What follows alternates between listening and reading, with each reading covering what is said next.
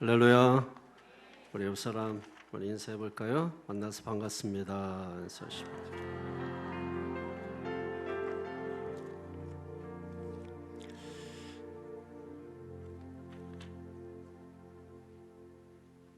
날씨가 좋아졌죠? 저는 항상 날씨가 좋은 것 같아요. 비 와도 좋은 날씨고, 눈이 와도 좋은 날씨고, 바람이 불어도 좋은 날씨고, 항상 제 마음속에 항상 그냥 다 모든 날은 다 그냥 좋은 날 같아요. 그렇지 않습니까? 흐린 날도 나에게 선물처럼 온 거니까 감사하고, 또 봄날처럼 화창한 날도 또 감사하고, 때로는 굳은 날도 있죠. 그래도 그날 내가 못 보면 나는 없는 거잖아요. 볼 수 있는 그날이 감사한 거 아닌가 이런 생각을 해봅니다. 항상 감사하면서 신앙생활할 수 있게 되기를 바랍니다. 어떤 교회에서 회의를 하고 있는데 어떠한 좀 지성인이라고 생각하는 한 교인이 법대로 합시다 크게 외치더라는 것이죠. 그래서 목사님께서 만약에 당신을 법대로 처리했다면 당신은 지금 지옥에 있었을 것입니다. 그랬다는 것이에요. 법보다 더 위에 있는 법이 은총의 법입니다. 성도들은 법대로 사는 존재가 아니라 은총의 원리로 사는 존재가 되어야 합니다. 옳고 그름을 가지고 우리가 살아갈 수 있죠. 율법적으로 살아갈 수 있죠. 그런데 더 중요한 것은 우리 믿는 사람들에게 있어서 인간 관계를 이루는 가장 기초적인 것은 예수님께서 우리를 다루듯이 나도 다른 사람들을 대하는 것입니다. 한마디로 말해서 은총의 원리, 즉 사랑의 원리입니다. 그래서 오늘 본문 34절에 이렇게 말씀하고 있지 않습니까? 새 계명을 너희에게 주노니 서로 사랑하라. 내가 너희를 사랑한 것 같이 너희도 서로 사랑하라. 예수님은 왜 이 말씀을 주고 있을까요? 또 이 말씀을 주고 있는 그 시점이 언제일까요? 예수님은 지금 십자가 죽음을 목전에 두고 있습니다. 얼마 있지 않으면 예수님은 십자가에 달리셔서 죽으셔야 합니다. 예수님이 죽으시는 이유는 무엇인가요? 죄로 말미암아 하나님과 우리의 관계가 와장창 깨졌지 않습니까? 또 사람과의 관계도 완만하지 않습니다. 그러므로 십자가의 죽으심을 통해서 하나님과 나와의 관계, 이웃과 이웃과의 관계를 회복시키고자 십자가에 죽으시는 것이죠. 그래서 오늘 본문의 말씀은 유언과도 같이 우리에게 주시는 말씀이기 때문에 무엇보다도 귀담아 들어야 되는 그런 말씀인 것입니다. 다시 한번 34절 시작. 새 계명을 너희에게 주노니 서로 사랑하라. 내가 너희를 사랑한 것 같이 너희도 서로 사랑하라. 아멘. 사랑하라. 명령이죠, 명령. 그러니까 사랑의 명령이에요. 그런데 여러분 이 말씀을 보시면서 이 말씀의 강조점이 어디에 있다고 생각하십니까? 그래서 많은 사람들이 또 설교자들이 그 설교의 내용을 보면 서로 사랑하라. 그래서 서로 사랑해야 합니다. 틀리지 않습니다. 그런데 강조점을 다 서로 사랑하라 여기에 두고 있어요. 그런데 성경을 자세히 읽어보십시오. 오늘 성경을 읽으면 이 말씀의 강조점이 서로 사랑하라에 있지 않고 새 계명에 있음을 알 수가 있습니다. 지금부터 잘 들어 새 계명을 줄 테니 그 새 계명대로 서로 사랑해야 해. 그걸 내가 보여줄게 하고서 이 말씀을 주신 말씀이거든요. 그러니까 서로 사랑하라는 말이 맞지만 어떻게 사랑할 것이냐? 새 계명으로 사랑하라. 그 새 계명을 주님이 오늘 몸소 보여주고 있다 하는 것입니다. 자, 그러면 새 계명으로 사랑하라 그랬어요. 그럼 새 계명하면 떠오르는 말이 또 뭐가 있어요? 새 계명. 응? 옛 계명 아닌가요? 옛 계명. 상대적으로 떠오르는 단어가 새 계명이니까 옛 계명이 떠오르겠죠. 그러면 옛 계명과 새 계명의 차이가 무엇인가요? 자, 우리가 이 차이를 알아보기 전에 먼저 사랑도 명령할 수 있는가라는 문제를 한번 생각해 보십시오. 사랑도 명령할 수 있나요? 야, 너 나 사랑해야 해? 사랑해! 가능합니까? 명령은 강제성이 포함되어 있어요.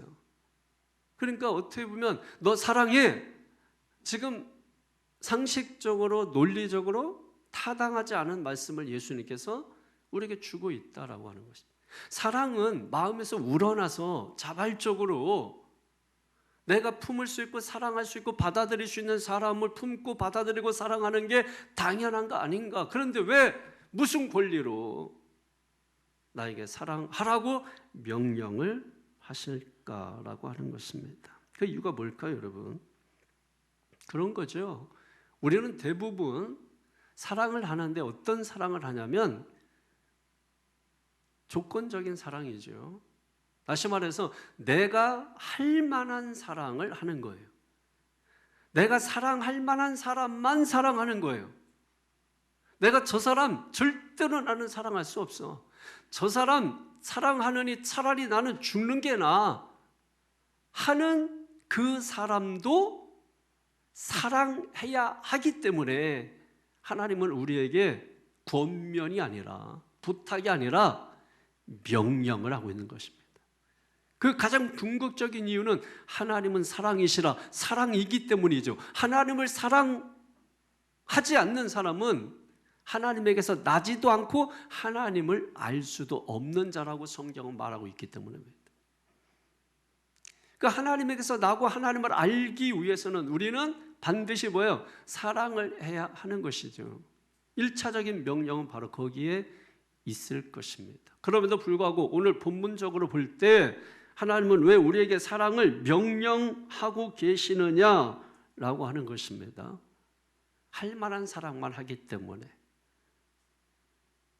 내가 사랑할 만한 사람만 사랑하기 때문에 명령을 하고 있는 거죠.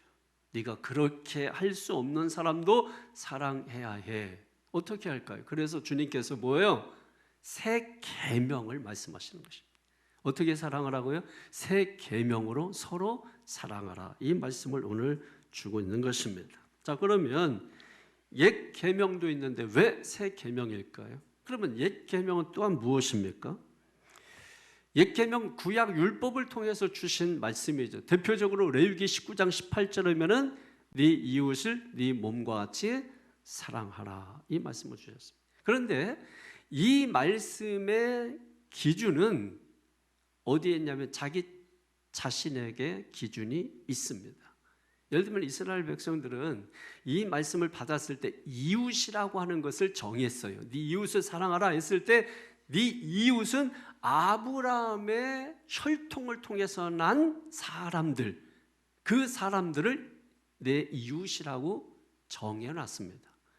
그러니까 네 이웃을 사랑하라 율법에 정해진 말씀한 그 말씀에서 네 이웃을 사랑하라는 것은 아브라함 혈통 외에 즉 선민 외의 사람들은 포함되지 않는 거예요. 그러니까 그 말은 뭡니까? 내가 할 만한 사랑만 하는 거죠. 내가 사랑할 만한 사람만 사랑하는 거죠. 내가 받아들일 수 있는 사람만 받아들이는 거죠. 그러니까 이런 사랑은 조건적 사랑입니다. 제한적인 사랑입니다. 자기 기준에서 이웃을 정했기 때문입니다. 그럼 새 계명 무엇일까요? 이 새라고 하는 말은 어떤 신선함, 또 한 번도 경험해보지 않은, 한 번도 써보지 않은, 알려지지 않은 이런 의미를 가지고 있는 거예요. 그러니까 새 계명이라는 것은 뭐예요? 한 번도 써보지 않은 계명, 아주 신선한 계명, 처음 사용해보는 그런 계명, 그러니까 알려지지 않은 계명, 뭐 이런 뜻을 가지고 있는 것입니다. 그러니까 새 계명은 우리에게 어떤 것까지 명령하냐면 원수를 사랑하라, 이 명령을 주고 계시는 것입니다. 옛 계명에서는 도저히 상상할 수 없는 계명이에요. 옛 계명에서는 네 이웃을 사랑하라. 네 이웃은 선민만 사랑하는 거예요. 내 가정이라는 테두리 안에 있는 사람만 사랑하는 거예요. 나에게 해를 주고 나를 억울하게 하고 나를 힘들게 하고 하는 이 사람들은 다 이방인이에요. 이들은 내 이웃의 범주에서 벗어난 사람들이에요. 그런데 예수님께서 우리에게 주신 이 사랑의 명령은 그런 원수까지도 나를 힘들게 하고 억울하게 하고 고통스럽게 하고 열받게 하는 그런 사람일지라도 사랑해야 된다라고 하는 이 말씀을 주셨는데, 이 사랑을 위해서 예수님 어떻게 하셨느냐? 십자가에 죽으셨다는 거예요. 죽지 않으면 그 사랑을 할 수 없다는 것이죠. 그래서 새 계명입니다.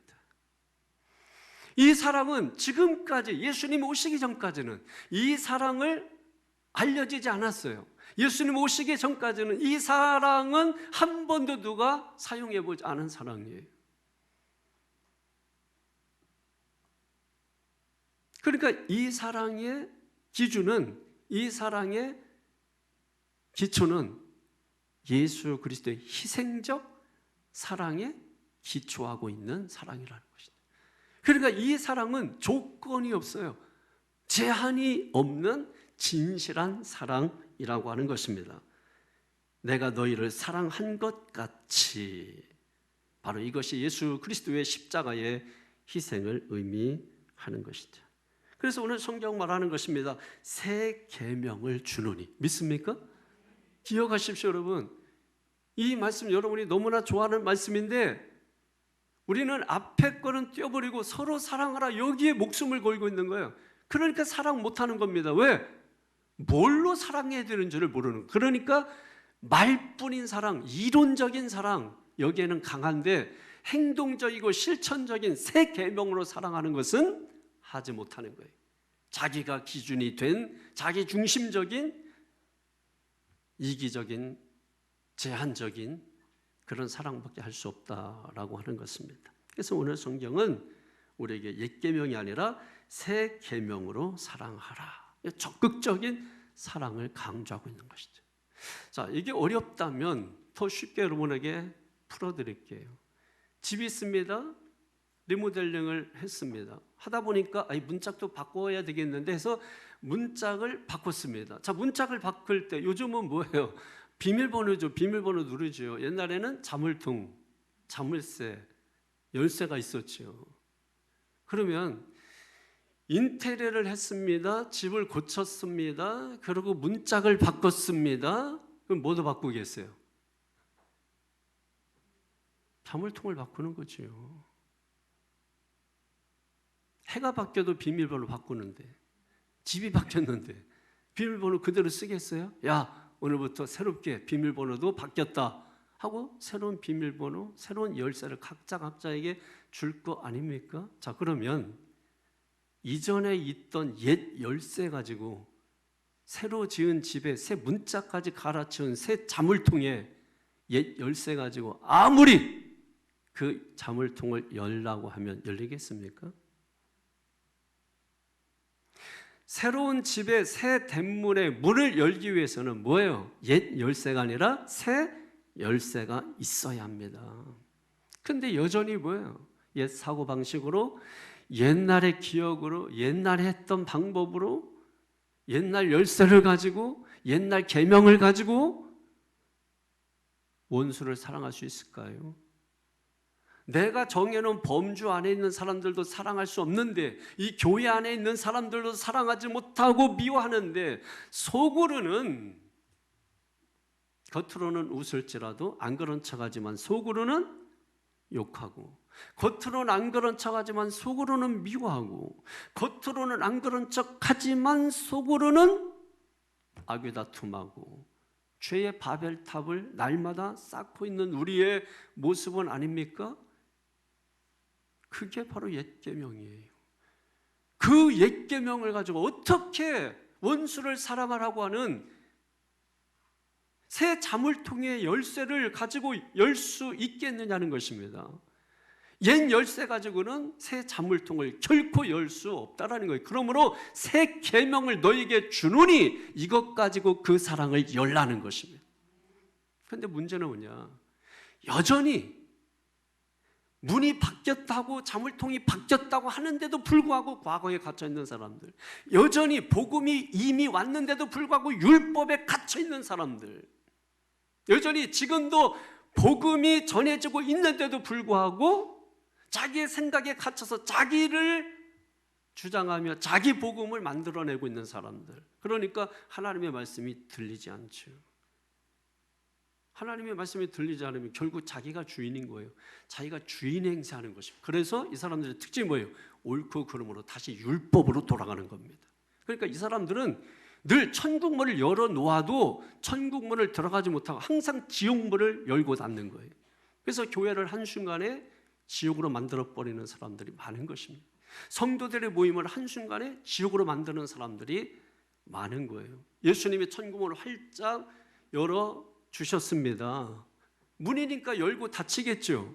그래서 주님께서 닫혔을 때 그 문을 열라고 새로운 열쇠를 주신 거 아닙니까? 그게 복음의 열쇠고 새 계명의 열쇠인 것이죠. 그런데 문제는 우리는 여전히 옛 계명을 가지고 있다라는 거예요. 자, 그러면 궁극적으로 주님께서 왜 새 계명을 우리에게 주실까요? 이미 말씀드린 것처럼 죄로 인해서 관계가 깨졌습니다. 그럼 예수님이 왜 십자가에 죽으셨나요? 그리고 왜 이 땅에 오셔서 하신 일이 뭔가요? 그 깨어진 관계를 뭐 하셨어요? 회복하신 거 아닙니까? 그 깨어진 관계를 회복하신 거 아니에요? 회복. 잘 들으라는 얘기예요, 여러분. 그 관계를 회복하는 거예요. 회복. 지금 여러분, 하나님과 우리의 관계만 망가지고 깨졌습니까? 부모와 자식 관계도 완전히 망가지고 깨져서 자식이 깡패예요, 깡패. 부모가 자식 눈치 보랴 말 한마디 못하고. 아니, 여러분, 생각을 해요. 우리 자식 여러분, 부모가 여러분에게, 여러분이 그렇게 인상 쓰고 있을 만큼 부모가 잘못한 거 있어요? 생각해 보세요. 자기보다 힘이 좀 강하고 자기보다 좀 뭐한 사람 앞에서는 절절매면서 자기를 사랑밖에 안 하는 사람 앞에서는 뭐 그렇게 의기양양하고 뭐 그렇게 당당한 거죠? 성도 여러분, 우리가 하나님 앞에서 그렇게 당당한 겁니까? 하나님은 당신의 외아들이라는 것이 유일한 아들이라는 거예요. 유일한, 솔라, 오직 유일한 그 아들을 십자가에 내어 주신 것이고, 그 하나님 앞에서 우리가 평생 고개를 납작 숙이고 살아도 시원찮아요. 근데 세상 앞에서는, 권력 앞에서는, 힘 앞에서는 납작 엎드리면서 우리에게 한없는 은총의 원리, 사랑의 원리로 죽을 죄인을 의인처럼 대해주시는 주님 앞에서는 그렇게 우리가 의기양양하고 기세등등하고 당당한 것입니까? 그래서 하나님 말씀도 나는 들을 필요 없다고 할 만큼 귀를 딱 닫아놓고 자기 생각과 자기 주장으로 교만한 거죠, 여러분. 자기 인생이 뭔지 모르는 거지요. 하루살이와 같은 인생이라는 걸 모르는 겁니다. 왜? 지금 멀쩡하거든요. 왜? 지금 건강하거든요. 한순간에 무너지면 그 건강의 소중함을 알게 될 거예요. 한순간에 무너지면 삶이 얼마나 중요하다라는 걸 알 거예요. 무너지기 전에, 쓰러지기 전에 지금 우리가 그걸 돌아보고 기억하는 것이 진정한 축복인 줄로 믿습니다. 그 모든 깨어진 관계를, 그게 하나님과 나와의 관계, 이웃과 이웃과의 관계, 부모와 자식과의 관계, 형제와 형제의 관계, 자매와 자매의 관계, 목사와 성도의 관계를 할지라도, 스승과 제자의 관계를 할지라도, 지금 우리의 사회는 동과 서에서 먼 것처럼 완전히 멀어졌지 않습니까? 너를 죽여야 내가 산다라고 하는 이 지배 구조 속에서 우리는 어쩌면 너나 할 것 없이 다 속고 속이며 살아가고 있는 것인 줄 몰라요. 그게 세상의 가치고 세상의 이념이에요. 그러나 우리가 교회 나오는 이유는 뭐예요? 교회 나와서 말씀 듣는 이유는 뭐예요? 우리가 세상의 논리를 따라서 세상의 사상을 따라서 살고자 하는 것이 아니라 인간성을 회복하고 인간의 존엄을 회복하고 사람 됨이 무엇인지, 사람이 아니라 사람 됨됨이가 무엇인지, 그래서 그 됨됨이를 회복하고자 말씀을 듣는 거 아닌가요? 그게 회복돼야 관계가 회복되는 거 아닙니까? 그런데 인간 됨됨이가 잘못됐어요. 그러니까 신앙생활을 해도 삐딱하게 하고 신앙생활을 해도 자기 마음대로 하고 자기 생각대로 자기 주장대로 하는 거예요. 말씀은 온데간데 없는 거 아닙니까? 그래서 옛 계명은 틀렸다, 옛 계명은 안 되겠다. 그래서 주님이 뭐예요? 내가 죽어야 이 문제가 해결되겠구나 하고 주님이 죽으시고 우리에게 내가 너희를 사랑한 것 같이 하면서 몸소 모범을 보여주시면서 새 계명을 주신 거 아니에요. 그래서 지금도 그 새 열쇠를 우리에게 주는데 나는 필요 없다는 거예요. 그러니까 뭡니까? 내가 열 수 있는 문을 열지만 내가 한계가 있어서 힘이 부족해서 열 수 있는 문은 열지 못하니까 그 앞에서 절망하고 좌절하는 거죠. 그러니까 오늘 성경은 뭐예요? 그런 사람들에게 다시 시작할 수 있는 기회를 주고 계시는 것입니다. 대표적으로 나오잖아요. 가룟 유다. 대표적으로 나오잖아요. 베드로. 그러면 돌아봐야 되지 않아요? 나는 예수님을 밥 먹을 때마다 팔아먹고 사는 존재 아닌가? 누구예요? 가룟 유다 같은 존재. 나는 말로만 주님을 위해서 죽겠습니다. 말로만 하는 베드로 같은 추상적인 말은 얼마든지 할 수 있죠, 여러분. 사랑이 말로 하는 겁니까? 행동을 하는 거지. 추상적인 고백, 베드로 했잖아요. 오히려 여러분 예수님이 그 추상적인 그 고백을 하니까 뭐라고 합니까? 네가 나를 3번 부인하리라. 여러분, 예수님은 보시죠, 여러분. 내가 막 이렇게 고백했다고 여러분 그게 진실일까요? 사람 겪어보면 아는 거예요.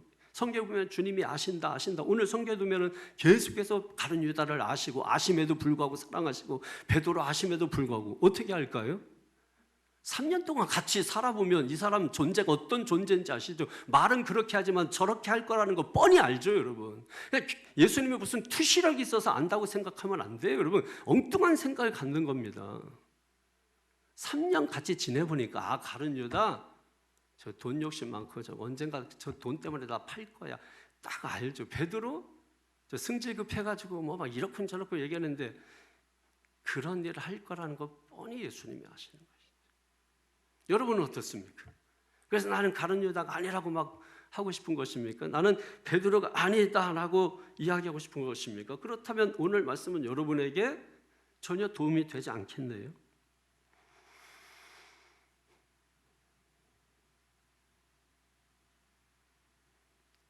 근데 저는 오늘 이 말씀을 이렇게 준비하면서 한 가지 좀 이해되지 않는 게 왜 사랑하는데 관계가 깨질까 하는 거예요.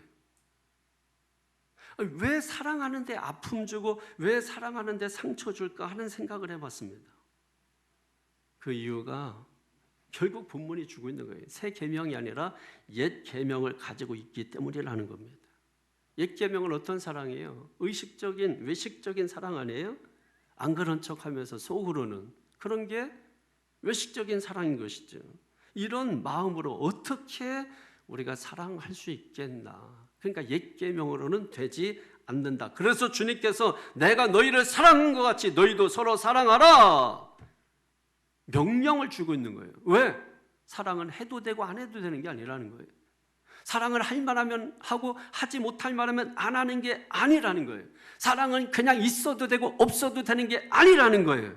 사랑은 우리의 선택이 아니라는 거예요. 그래서 주님께서 뭐예요? 명령하시는 거예요. 그러니까 뭐만 남은 거예요? 우리의 결심만 남은 거예요. 믿습니까? 요한복음 13장에는 예수님께서 2가지 사랑의 케이스를 우리에게 보여줍니다.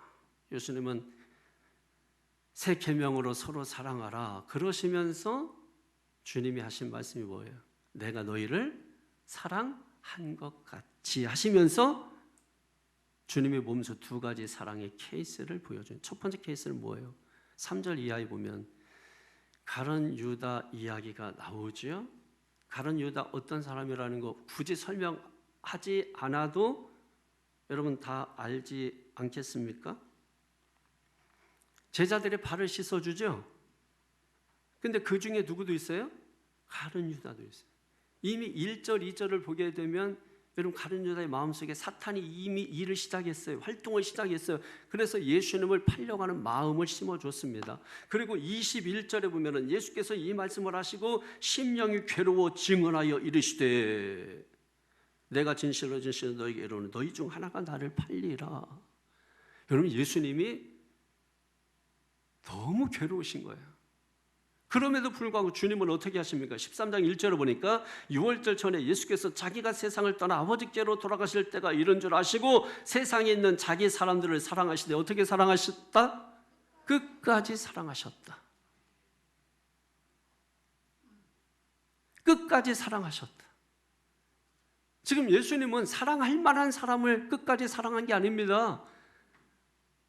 사랑할 수 없는 사람을 지금 끝까지 사랑하고 계시는. 왜? 그렇게 사랑하려고 하다 보니까 주님 마음이 어떻습니까? 심히 괴롭고 아프신 거죠.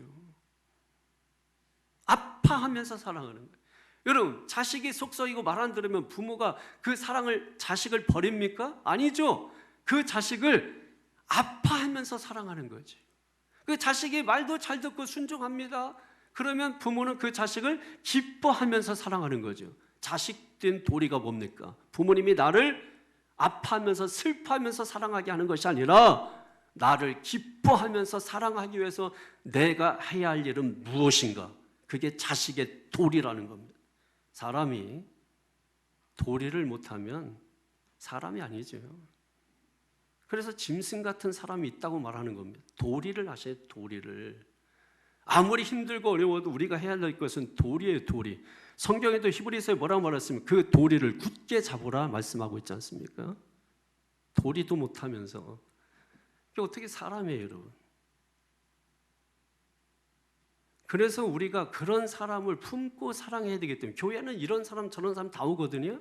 근데 그 사람들이 정말 다 순종적이고 그 사람들이 하나님 말씀에 엎드리고 그분들이 전부 신앙생활을 교회의 질서대로 하느냐? 그렇지 않아요.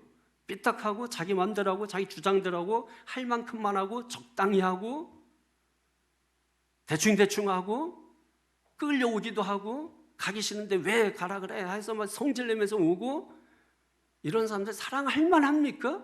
교회가 그래서 막 밥 먹고 가세요 막 여러분 그 밥을 주고 싶은 사람들인가요? 이 사람들을 어떻게 사랑할까요? 여러분 정신 차리시라고 정신. 내가 사랑을 받을 만해서 사랑한다고 생각하시나요? 상대가? 내가 그럴 만한 대접을 받을 만해서 상대가 대접을 해준다고 생각하는 거예요, 여러분. 그래서 말씀을 듣는 거예요. 그러니까 주님께서 그런 사람 사랑하기 위해서 내 힘으로 안 돼, 내 능력으로 안 돼. 새 계명을 주시는 거예요.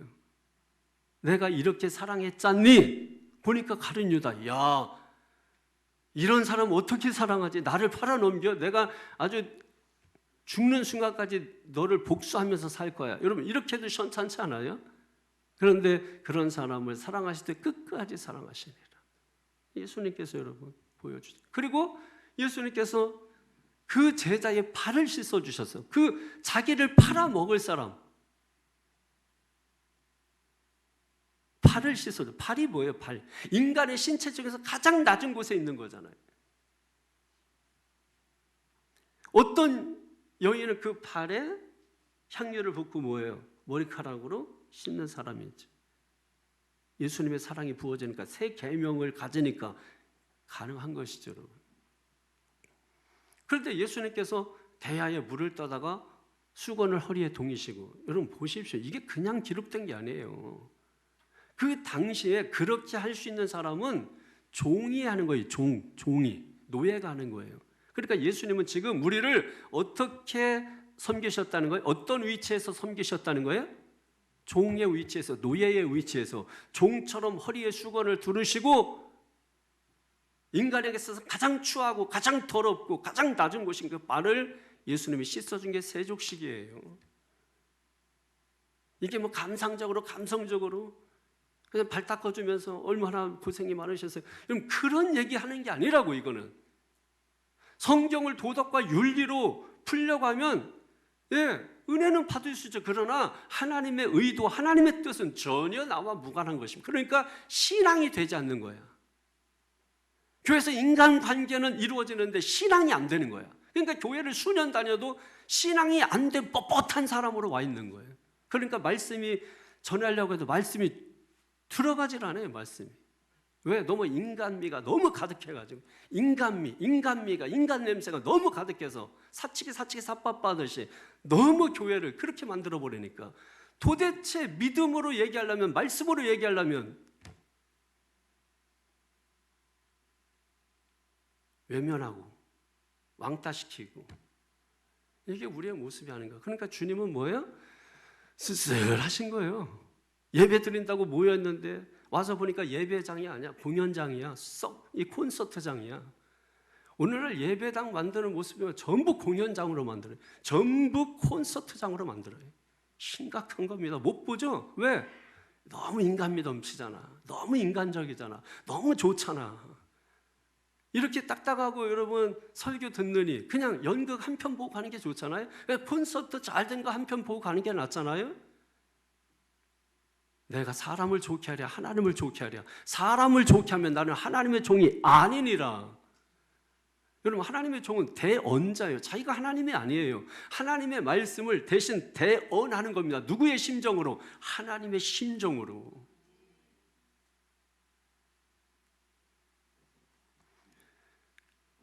그래서 그 제자의 발을 씻어 주시는 그 모습으로 주님을 우리에게 보여줍니다. 두 번째 케이스는 뭡니까? 21절 이하에 보면 역시 가룟 유다와 계속해서 연결되어 있습니다. 가룟 유다와 계속해서 연결되어 있어요. 발을 씻겨주신 그 주님. 그럼에도 불구하고 뭐예요? 그 제자를 위해서, 자기를 팔자를 위해서 뭘 버린다는 거예요? 목숨을 버린다는 거죠. 그러니까 종처럼 발을 씻겨주시는 주님. 그것도 부족해서 그런 사람을 위해서 뭐를 버린다고요? 목숨을 버린다. 이게 가능해요? 이런 사랑 할 수 있어요? 그러니까 잘 들으셔야 되는 거예요. 나중에 시험 문제 내면 엉뚱한 대답을 하신다고. 그리고 궁극적으로는 배우지 않았다고 말해. 여러분 참 어리석죠, 여러분. 똑똑한 애들은 배우지 않았다는 말 안 합니다. 공부 안 하는 애들이 꼭 그거 안 배웠는데요, 꼭 이래요. 그래서 선생님을 난처하게 만들려고 해요. 여러분, 말씀은 다 동일하게 전하는 거예요. 모든 사람에게. 이 사람한테는 이렇게 전하고 저 사람한테 저렇게 전하는 게 아니라 이 공간에 있는 여러분 모두에게는 지금 같은 톤으로, 같은 표정으로, 같은 억양으로, 같은 말씀을 동일하게 여러분에게 전하고 있는 것이라고. 하나님도 마찬가지예요. 이스라엘 백성들에게 동일하게 말씀을 주시는데 그 중에 어떤 사람은 긍정적이고 어떤 사람은 부정적이고, 그 중에 어떤 순종하고 어떤 사람은 불순종하고, 어떤 사람은 천국 가고 어떤 사람은 지옥 가고. 다른 말씀 들어서 그런 게 아닙니다. 같은 말씀을 들었는데 문제는 뭐예요? 말씀이 문제가 아니라 듣는 자가 문제가 있는 거죠. 그러니까 우리가 하나님의 말씀 중요하지만 그 말씀이 말씀되게 하기 위해서는 뭐예요? 잘 듣는 게 필요한 것입니다. 잘 듣는 게 필요한 것입니다. 단순히 귀로만 잘 듣는다는 의미가 아니라 귀로 들려진 그 말씀이 깨달아져서 내 마음에 떨어져서 씨앗이 되어야 됩니다. 하나리 씨앗이 되어서 그것이 잘 자라서 열매를 맺게 되는 그 그리스도인의 성장 아닙니까? 그리스도인의 성숙 아닙니까? 이런 모습으로 우리가 나아가고자 하는 것이죠. 다시 한번 1절을 한번 보실까요? 하나님의 사랑에 대해서. 시작. 6월절 전에 예수께서 자기가 세상을 떠나 아버지께로 돌아가실 때가 이른 줄 아시고 세상에 있는 자가 사람들을 사랑하실 때 끝까지 사랑하시니라. 그러니까 여러분, 우리가 사랑 그냥 하는 이 말이 요즘 아이들이 하는 것처럼 무슨 입만 열면 말만 하면 사랑 하는 그런 게 아니라, 그냥 소프트하고 달콤한 그런 게 아니라 고슴도치 같은 온몸에 가시가 돋쳐있는, 그잖아요. 괴팍하고 성질머리가 못되고 자기밖에 모르고 자기중심적이고, 그러니까 온몸에 가시 돋친 거지 여러분. 그런 사람을 끌어안는다고 생각해보세요. 그러면 나는 온몸에 상처투성인 거예요. 예수님이 왜 채찍에 맞으시고 왜 십자가에 죽으시는지 그거 모르시겠습니까? 이거 모르면 엉뚱한 소리 합니다. 왜 하나님이신데 왜 고난당하냐고. 왜 하나님이신데, 아니, 도둑이면 그렇게 하겠어요? 여러분을 죽이고 살겠지. 하나님이니까 그런 거지. 아니, 강도면 왜 스스로 십자가에 못 박혀요? 강도면 사람 죽이고 사람 가지고 있는 걸 뺏겠지. 하나님이시니까, 아버지시니까 우리를 품기 위해서 온몸에 피를 다 쏟으시고 사랑하시되 뭐예요? 끝까지 사랑하신 거 아닙니까? 사람의 말하는 이 사랑은 사랑하다가 관계만 틀어지면 깨지는 사랑이에요. 부서지는 사랑이에요. 그러니까 우리는 그냥 적당히 살면 돼. 예? 적당히 하면 적당히. 모든 매사에 적당히 하라는 게 아닙니다.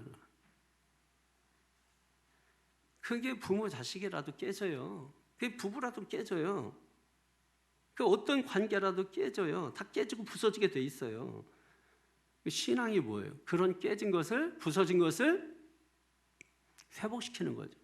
치유하는 거죠. 다시 시작하게 하는 거죠. 그 관계를 붙이고 다시 시작하고 세우는 거죠. 그걸 누가 모범적으로 보여주셨다? 예수님께서 보여주신 거예요. 어떻게? 내가 너희를 사랑한 것 같이. 믿습니까? 사랑은 뭐예요? 새 계명입니다. 새 계명은 뭐죠? 새로운 열쇠 아닙니까? 누구든지 그리스도 안에 있으면 새로운 피조물이라. 이전 것은 지나갔으니 보라 새 것이 되었도다. 믿습니까? 예배가 바뀌었잖아요. 10시 50분부터 시작이잖아요. 그러면 새로운 열쇠 가지고 예배의 문을 열 수 있어야 되는 거 아닙니까? 그래야 예배가 열릴 거 아니에요. 옛날 열쇠를 가지고 있으면 그 예배는 닫혀 있는 겁니다. 그러면서 왜 문이 닫혀 있냐고. 자기가 옛것 들고서 열지 못하는 것을 깨달지 못하는 거예요. 심지어 여러분 건망증이 어느 정도에 전화하면서 전화 어디 있냐고요. 깨달지 못하는 거예요. 손에 핸드폰 들고 핸드폰 어디 있는가 쟁일 찾다가 자기 혼자 화내고 승질나다가 에이 뭐야 하고서 보니까 핸드폰 손에 잡혀 있는 거예요.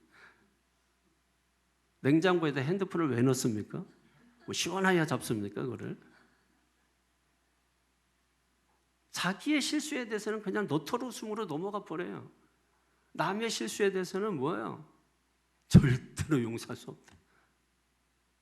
인간의 아주 오만한 방자한 거죠 여러분. 하나님 앞에 나와서 그래서 깨달아야 되는 게 뭐예요? 나는 죄인입니다. 죄인이라는 게 어떤 의미입니까? 난 아무것도 아니라는 거예요. 나는 백지라는 거예요. 아무것도 아니라는 거예요. 벌레만도 못한 인간이라. 5만 가지 죄의 범, 당연히 죽어 마땅한 인간이라는 거죠 여러분. 왜 그렇게 됩니까? 다시 시작하라는 거예요. 인간의 실존에 대해서 다시 시작하라는 거예요. 너의 너됨에 대해서 다시 시작하라는 거예요. 언제? 지금이에요. 가장 좋은 때는 지금입니다. 내일이 아니라 바로 지금입니다. 이 말씀을 듣고 지금 내가 변화되고 내가 생각을 바꾸지 않으면 당신은 내일도 지옥과 같은 오늘이 될 겁니다. 하나님은 지금 당장 우리를 천국으로 바꿔주기를 원해요. 새롭게 살기를 원해요. 가나안 땅에서 들어가서 그냥 먼지 풀풀 나게 사는 게 아니라 거기에서 젖과 꿀이 흐르는 그런 삶을 살기를 원하십니다. 그러면 가나안 땅을 열기 위해서는 새로운 땅에 들어갔으니 열쇠가 바뀌었을 거 아닙니까? 새 열쇠를 가지고 그 문을 딸 수 있어야죠. 왜? 우리의 존재도 바뀌었잖아요. 이전 것은 지나갔으니 보라 새로운 존재가 되었다. 새 창조를 하시고 새 열쇠, 새 계명을 우리에게 주신 거 아닙니까? 그럼에도 불구하고 옛 열쇠를 가지고 있는 우리 자신의 손을 한번 들여다볼 수 있게 되기를 바랍니다. 21절 한번 보실까요? 시작. 예수께서 이 말씀을 하시고 심령이 괴로워 증언하여 이르시되 내가 진실로 너희에게 이르노니 너희 중 하나가 나를 팔리라. 자, 예수님의 심정 아시겠습니까? 자기를 팔자임에도 그걸 알고 있음에도 불구하고 그 더러운 발을 씻어주시고 성만찬을 함께 나눈 거예요. 근데 이게 가룟 유다만 그런가요? 베드로는 좀 낫습니까? 베드로 볼까요? 성경에 35절부터 36절부터 38절까지 한번 보세요. 36절에서 시작. 시몬 베드로가 이르되 주여 어디로 가시나이까? 예수께서 대답하시되 내가 가는 곳에 네가 지금은 따라올 수 없으나 후에는 따라오리라. 베드로가 이르되 주여 내가 지금은 어찌하여 따라갈 수 없나이까? 주를 위하여 내 목숨을 버리겠나이다. 예수께서 대답하시되 네가 나를 위하여 네 목숨을 버리겠느냐? 내가 진실로 진실로 내게 이르노니 닭 울기 전에 네가 3번 나를 부인하리라. 아멘. 여러분, 베드로의 고백 얼마나 멋져요. 자녀들이 엄마 사랑해요. 부모님밖에 없어요. 부모님 최고. 그게 언제 그런 말 하죠? 핸드폰 새로 사줬을 때. 자기가 원하는 걸 얻었을 때. 딱 그 수준의 그 수준. 그런 사람들의 특징이 자기중심이 자기밖에 모르는 것입니다. 그러니까 입으로는 사랑 수도 없이 뱉어버리는 거예요. 근데 부모가 속아요 그 말에? 속아주는 거지 속는 게 아니에요. 속아주는 거지. 이해하시겠습니까? 속아주는 거지. 저는 어려서 부모님을 항상 속이고 내가 승리했다고 생각을 했어요. 나중에 다 커가지고 물어봤어요. 제가 그렇게 하는 거 몰랐어요 했더니 웃으시더라고. 왜 모르겠니? 딱 한마디만 하더라고. 왜 모르겠니? 너하고 산 게 몇 년인데 네 속을 몇 번이나 들어왔다 나갔다 했다는 거죠. 뭐 투시력? 투시력의 특징이 뭔지 알아요? 아님 말고. 그러나 삶의 경험을 통해서 만나고 부딪혀 본 사람은 아무리 그 사람이 이렇게 말하고 저렇게 말해도 내가 너를 아는데 알아요. 베드로 멋지게 말하고 막 항상 저요 하고 먼저 뛰어들고 야 내가 널 아는데 너 나 3번 부인할 거잖아. 베드로 막 길길이 날뛰지. 내가 아니 어떻게 저한테 그런 말씀을 하실 수 있어요? 여러분 제가 왜 여러분한테 화가 나겠지. 근데 기다리시라고 닭 울기까지 3번 부인할 테니까. 예수님 그거 알고 하신 거예요, 여러분. 아니 겪어보니까 알겠더라고. 처음 인상하고 한 3년 겪어보니까 알겠더라고.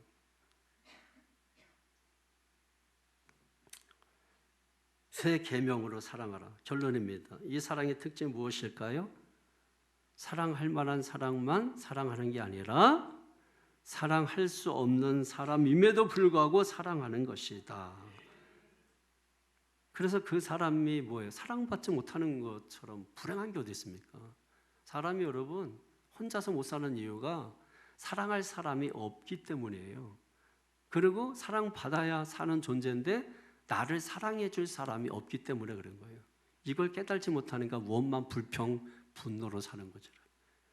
지금 내 옆에 나를 사랑해 주시는 사람이 있다는 거 감사하십시오.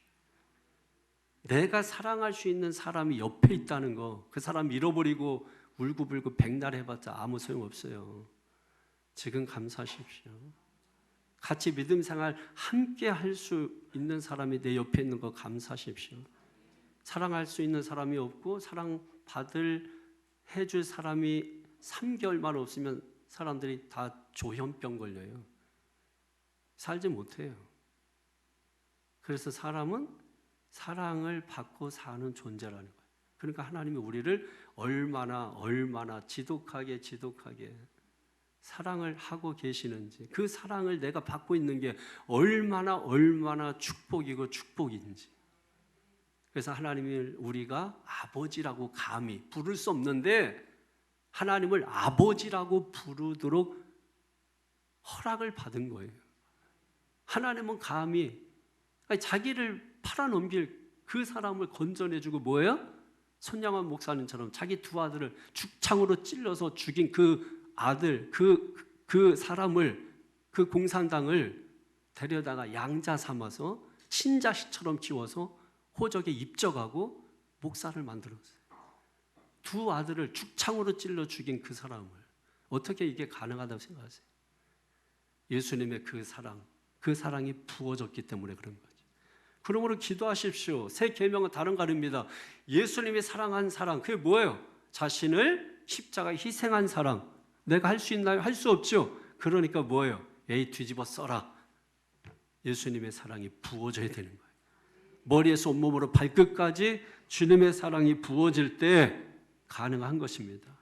그러니 사랑할 수 없고 사랑받을 수 없는 그 사람이 절벽 끄트머리에 서 있는 것과 같죠. 그래서 이제 나는 인생이 누구도 나는 사랑할 사람도 없고 나를 사랑해 줄 사람도 없어. 그런데 누군가 내가 너를 사랑해 나타났어요. 그 절망의 끝에서, 죽음의 끝자락에서 그 사랑을 빛을 보는 순간에 그 사람은 소망을 갖는 거죠. 나도 사랑받는 존재구나. 지금 여기 있는 여러분 가운데 또 자녀들 가운데 벼랑 끝에 서 있는 사람들 많아요. 인생의 절망의 끝에 서 있는 사람들 많아요. 그러므로 지금 주님이 우리에게 찾아오시는 것입니다. 내가 너희를 사랑한다. 그 음성을 듣고 나를 사랑해 주는 분이 계시다니 하면서 이제 절망이 아니라 소망을 바라보면서 다시 시작할 수 있다라는 거예요. 불행하십니까? 오늘 주님 만나면 행복할 수 있다는 거예요. 행복한 삶을 시작할 수 있다는 거예요. 축제의 삶을 시작할 수 있다는 거예요. 집안이 늘 초산집 같은 분위기인가요? 오늘 말씀을 제대로 듣고 깨닫고 순종하신다면 여러분의 집안이 뭐예요? 잔치집 같은 집안이 된다는 것이죠. 이렇게 사랑을 말이 아니라 추상적 개념으로서의 사랑이 아니라 실천하는 사람은 35절에 뭐라고 오늘 성경에 기록하고 있습니까? 시작! 너희가 서로 사랑하면 이로써 모든 사람이 너희가 내 제자인 줄 알리라. 아멘. 제자의 본분, 제자의 기준 뭡니까? 제자라는 거에 헬라어로 마데테스라요. 마데테스. 이 마데테스라고 하는 이 말엔 두 가지 의미가 있는데 하나는 듣고 배우고 훈련하는 자, 또 하나는 본발을 뒤따르는 사람, 이런 뜻을 가지고 있어요. 여러분 제자입니까? 성경 공부 3년 하면 제자입니까? 그 이상한 소리 하지 마시라니까. 그거는 그냥 우리가 어떤 절차를 밟은 것 뿐이에요. 제자가 되기 위해서는 뭐예요? 듣고 배운 바를 실천하는 자가 제자라고 하는 것입니다. 그런데 어떤 실천이에요? 주님이 실천적으로 보여주셨잖아요. 종이 되어서 허리에 수건을 두르고 종처럼 상대방의 발을 씻겨주는 사랑. 가룟 유다, 자기를 팔자인 걸 알면서도 불구하고 그를 위해서 십자가에 죽어주시는 사랑. 그 사랑을 우리에게 보여주신 거 아닙니까? 그걸 행하는 자들이 누구예요? 제자. 그래서 12제자밖에 없어요. 그 12제자는 전부 다 뭐였어요? 순교한 거예요. 순교. 다 순교. 여러분 순교할 수 있어요? 그러니까 부름받아 나서님은 찬송 요즘 안 부른다잖아. 나는 원하는 곳만 갈래요. 여러분 마리아의 헌신처럼 이런 거 하지 말라는 거예요. 그러니까 그런 나임에도 불구하고 사랑해 주시는 주님, 그런 연약하고 유약하고 하루에도 12번씩 변덕쟁이처럼 수없이 변하고 들어왔다 나갔다는 정말 이 되지도 않은 좀 더 밥 먹기 전인데 되먹지 못한 이런 나를, 여러분이 말고 그런 나를, 되먹지 못한 나를 사랑하시는 그 예수님의 사랑 꼬꾸라지죠, 여러분. 근데 거기에 무슨 옳고 그름이 있어요? 거기에 무슨 흑백 논리가 있어요? 거기에 무슨 도토리 키재기 하는 거 아닌가요? 이 시간에 낮아지십시다. 프로스케네오. 납작 엎드리면 누구도 크거나 작지 않습니다. 납작 엎드리면 공평해집니다. 할렐루야. 그게 경배예요. 경배. 주님을 경배하라. 프로스케네오. 납작 엎드림. 다 사람은 거기서 거기입니다. 다 똑같습니다. 할렐루야. 오늘 서로 사랑하라. 할렐루야. 새 계명으로 사랑하라. 어떻게? 내가 너희를 사랑한 것 같이. 그게 무엇을 의미한다고요? 십자가에 희생하는 사랑입니다. 이 사랑에 순종하며 따르는 자가 마데테스, 주님의 제자. 아버지를 보면 자식이 보이고 자식을 보면 아버지를 보이죠. 그래서 자식들이 잘해야 됩니다. 왜? 부모 욕먹잖아요. 그래서 부모는 자식의 거울입니다. 그래서 부모가 잘해야 합니다. 언행, 심사. 예수님을 보면 자녀들이 보이는 거죠. 그 자녀들인 저와 여러분을 보면 예수님이 보이는 거죠. 예수님 보고 싶으신가요? 하나, 둘, 셋 하면 고개를 좌우로 트세요. 하나, 둘, 셋. 그게 예수님이에요. 예수님이 지금 인상 쓰고 있고 지 승질들 하고 있고 못된, 그죠? 그래서 우리는 예수가 되지 못하고 뭐라고 불러요? 크라이스트. 뭐라고 불러요? 크라이스트, 작은 예수라고 불러요. 작은 예수. 이해하시겠습니까? 이해하시겠습니까? 이해하는 게 첫 번째입니다. 이해되지 않으면 아무리 예수님이 직접 여기 와서 설명해도 깨닫지 못합니다. 그러니까 부자가 죽어서 지옥에 가가지고 천국에 아브라함의 품에 있는 나사로에게 잠깐만 세상에 보내서 깨닫지 못한 내 형제 자매들에게 복음을 전해서 듣게 해주세요. 그때 주님이 하신 말씀 뭡니까? 그때 듣지 못했으면 지금 가서 말해도 듣지 않을 거야. 내버려 두라는 거죠, 여러분. 오늘 말씀 듣고 깨닫는 여러분 되기를 바랍니다. 그래서 아브라함의 품에 안겨서 이게 예수 믿음의 복이구나. 이게 예수 믿음의 잘한 일이구나. 믿습니까? 이 모든 은혜가 여러분 삶 가운데 넘쳐나기를 예수 이름으로 축원합니다. 기도하겠습니다. 거룩하신 아버지 하나님, 하나님의 말씀을 잘 듣고 깨닫는 우리가 되게 하여 주시옵소서.